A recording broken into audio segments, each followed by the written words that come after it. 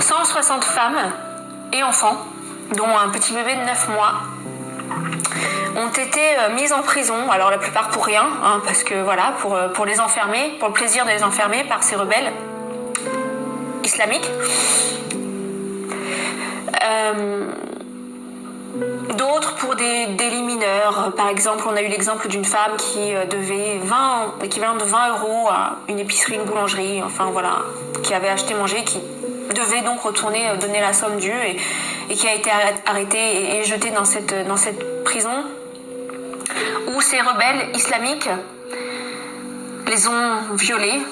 de toutes les abominables façons qu'il est possible de violer le corps d'une femme.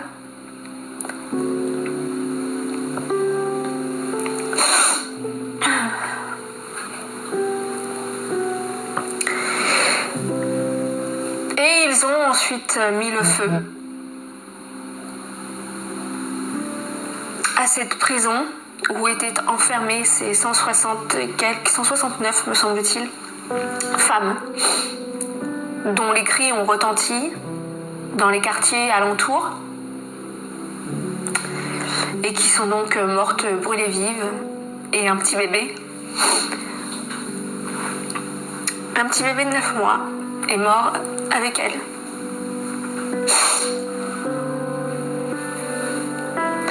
Ce que je vous dis là, ce n'est qu'un exemple de ce qui se passe tous les jours actuellement à l'est de la République démocratique du Congo et dont personne, absolument personne,